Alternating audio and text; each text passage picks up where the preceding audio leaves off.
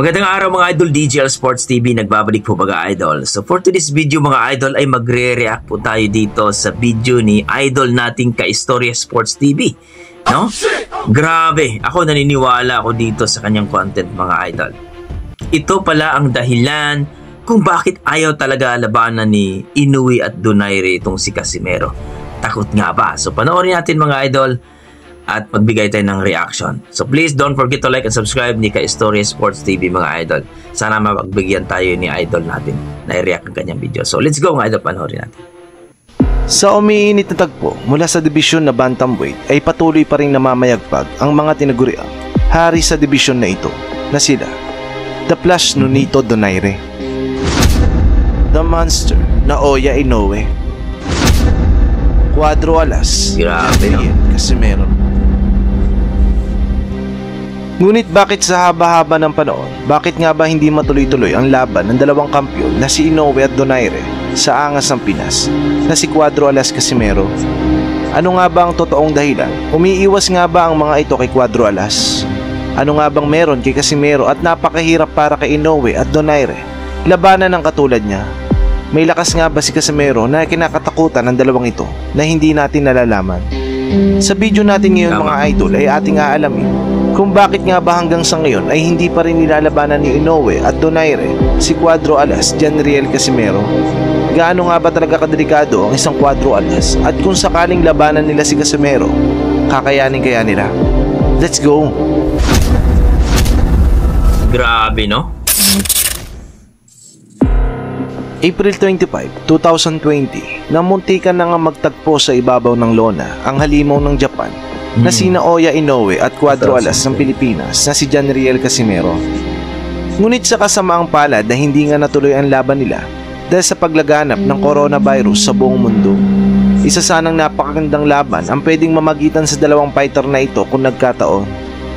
Matapos nga makansila ang laban na iyon, tila pahirapan na para kay Casimero ang mapansin muli at matuloy ang laban nila ni Inoue.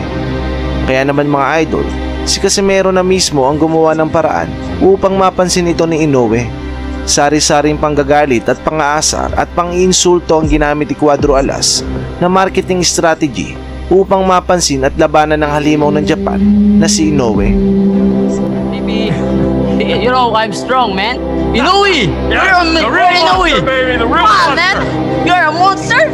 Motherfucker! No, you are no monster. You are a Chinese, Japanese torture. No monster, man. Ngunit matapos ang lahat ng sipag at pagsisikap ni Casimero, hindi pa rin kumasa ang mga promoter at team ni Inoue upang labanan si Casimero sa hindi malaman na dahilan.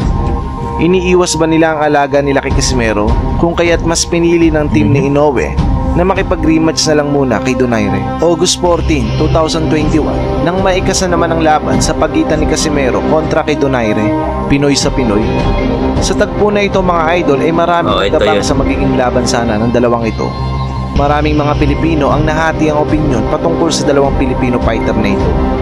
Ngunit matapos ang pang-aasar at mababastos na ginawa ni Casimero kay Donaire at sa asawa nito, tila bakit kinansila agad ni Donaire ang laban kontra kay Casimero. Ayon sa interview, tila nabastusan daw si Donaire kay Casimero. Isa daw itong walang respetong boksingero at binastos daw nito ang asawa niya, kaya dapat lang na hindi niya ito labanan. Pero kung babalikan nga natin ang mga dating nakalaban ni Donaire ay hindi lang si Casimero ang unang boksingerong bumastos dito at nang insulto. Kumbaga mga idol, hindi na ito bago kay Donaire. At kung maaalala nga natin, kapag nga walang respeto ang nakakalaban ni Donaire, ay talaga namang ginugulpin ito pagdating sa ibabaw ng lona. Tama. Gugulpihin dapat. Kung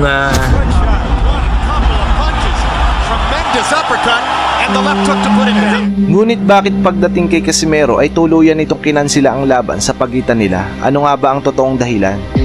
Kadalasan kasi kapag binastos ang asawa mo, mas lalo kang manggigigil na gulpihin ang taong bumastos sa asawa mo. Ngunit ang isang malaking tanong, bakit tuluyang kinansila ni Donaire ang laban kay Casimero? Gayong dapat ay mas lalo siyang manggigil dito dahil sa pambabastos sa asawa nito. Ano sa palagay niyo mga idol ang totoong dahilan sa pag-atras ni Donaire kay Casimero? Wala ko nagstorya sa imuhang pamilya. Wala ko nagstorya sa imuhang anak, sa imong asawa, sa imong tanan. Mustorya ka sa akong asawa? Mustorya ka sa akong mga anak? Sa akong mga pamilya? Naatay problema. Kung nakaka-istorya sa kuha, sulti sa akong naong. Sa mga di po nakakaalam, maaaring ang pinakadahilan sa pagkansila o pag-ilag ng dalawang ito kay Casimero ay ang natatanging lakas sa pisikal na pangangatawan ni Casimero na maaaring tumapos sa karir nila. Oo mga idol, maaaring napansin na ng kampo ni Inoue at kampo ni Donaire ang malatrosong mga panga ni Casimero at malabyutan na tigas ng katawan nito at mala Superman na lakas ng mga kamao nito. Ayon kasi sa mga pag-aaral at pananaliksik ng mga eksperto patungkol sa physical na lakas ng tatlong kampiyon sa bantamweight na si Donaire, Casimero at Inoue, si Casimero ang nangunguna sa basihan ng may pinakamalakas sa pangangatawan at physical na lakas sa tatlong kampiyon na ito. Bagamat sa bantamweight rankings ay pangatlo lamang si Casimero sa listahan, ito naman ang nanguna pagdating sa physical power ayon sa mga eksperto.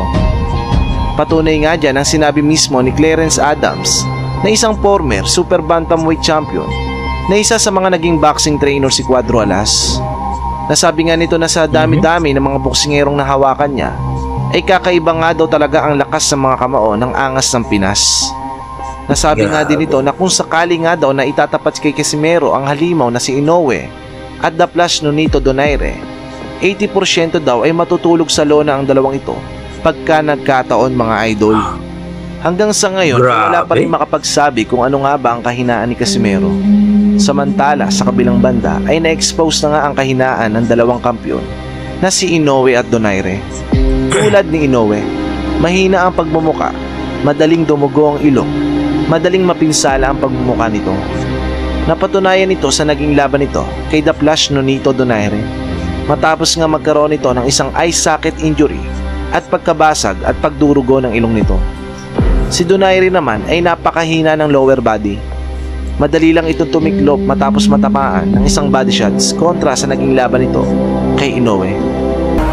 Isa itong faktor na ito na maaaring dahilan mga idol kung bakit hindi matuloy-tuloy ang laban ng dalawa kay Casimero.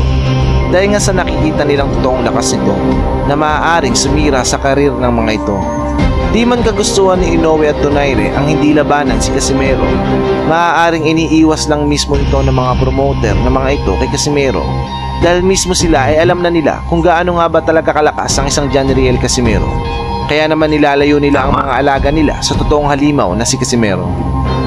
Kayo mga idol, ano ba sa palagay nyo ang dahilan kung bakit napakahirap para sa dalawang Inoue at Donaire matuloy ang laban sa isang Cuadro Alas angas ng Pinas, John Riel Casimero?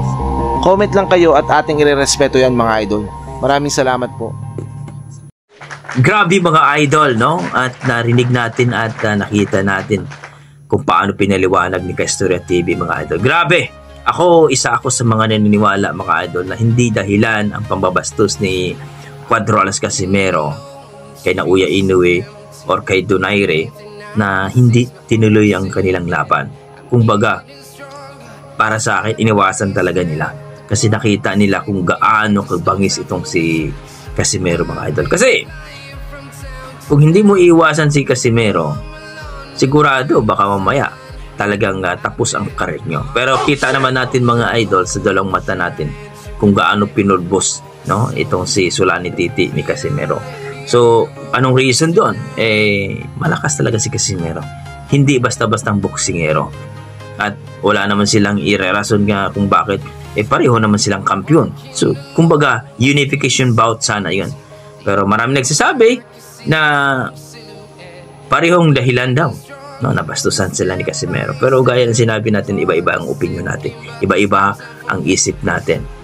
Para sa akin, kung bilang true warriors ka, yung nang babastos sa'yo, talagang gugulpihin mo sa lona yan.